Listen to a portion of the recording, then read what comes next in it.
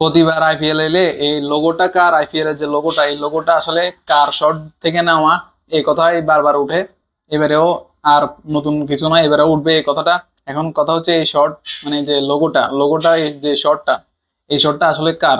অনেকে বলে এই শর্টটা MS ধোনির, তারপর অনেকে বলে এই শর্টটা এবিল ডিভিলিয়ার্স এর। আসলে শর্টটা কার? মানে শটটা হচ্ছে আমাদের এই বাংলাদেশের একমাত্র প্লেয়ার মাশরাফি মুর্তজা। মাশরাফির এই লোগোটা আইপিএল লাগাইছে। মানে যখন আইপিএল শুরু হয়েছে, যখন আসর নতুন শুরু হয়েছে, প্রথম আসর থেকে এই লোগোটা, মানে মাশরাফি যে শটটা একটা দিছিল এই শট থেকে তুলে নেওয়া। এই মাশরাফি শট দিয়ে এটা বানাইছে। এটা সবাই বলে এটা হচ্ছে 100% সঠিক কথা, কিন্তু অনেকে এটা স্বীকার করতে চায় না।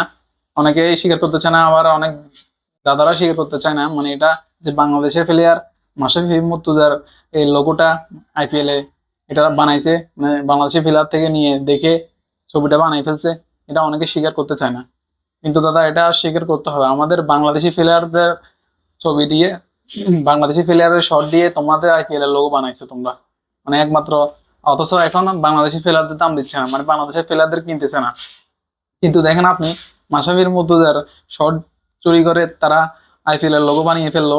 চুরি না, মানে এটা বানাইছে আর কি। তো অথচ এখন মানে আমাদের বাংলাদেশের এবার আইপিএল একটা প্লেয়ার কিনলো না তারা। কিন্তু এখন আবার তারা মনে মনে আফসোস করতেছে, শালার কেন যে নিলাম না, মানে কেন যে আমরা প্লেয়ারদের কিনলাম না, বাংলাদেশি প্লেয়ার মানে একমাত্র নাহিদ রানা। এখন আফসোস করতেছে নাহিদ রানার জন্য, কারণ নাহিদ রানার এখন সবাই প্রশংসা করতে, বিশ্বের বড় বড় ক্রিকেট ক্রিকেটাররা মানে এখন তাকে দেখে অবাক হয়ে গেছে। নাহিদ রানাকে দেখে এখন সবাই অবাক, কারণ এরকম ফাস্ট বোলার এখন বিশ্বের একমাত্র দ্বিতীয় নম্বরে আছে নাহিদ রানা। মানে স্পিড, সর্বোচ্চ স্পিডে গতিতে সে বল করে। তো সেখানে এখন আইপিএল এর দলেরা এখন আফসোস করতেছে, মানে মনে মনে বলতেছে আর কি, কেন আমরা নাহিদ রানাকে নিলাম না। তবে এটা নাহিদ রানাকে না, শুধু আরো একজন প্লেয়ার আছে, মানে এক কথায় এবার আইপিএল এর নিচে ওই যে জুনিয়র জুনিয়র ছেলে ছেলে, মানে জুনিয়র জুনিয়র জুনিয়র ক্রিকেটারদের কিন্তু বাংলাদেশি বলেন, আরো ভালো ভালো প্লেয়ার বলেন, তাদেরকে নেয় নাই। কিন্তু এবার যখন ব্যাটিং এ নামবে তারা তখনই টের পাবে।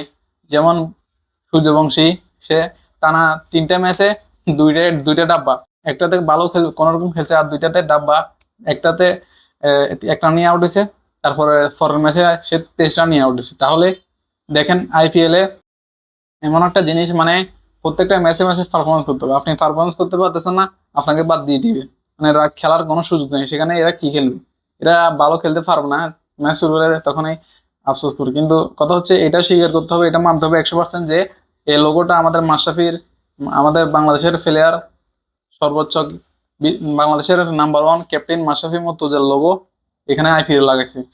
তো একটা জিনিস তোমাদের এখন মানতে হবে, তোমরা বাংলাদেশের প্লেয়ার কিনতেছো না, বাংলাদেশি প্লেয়ারদের তোমাদের ভালো লাগতেছে না, কিন্তু তোমরা বাংলাদেশি লোগোটা, বাংলাদেশি প্লেয়ারের লোগোটা ঠিকই ব্যবহার করলে, ঠিকই প্রতি আসরে আসরে ব্যবহার করতেছো।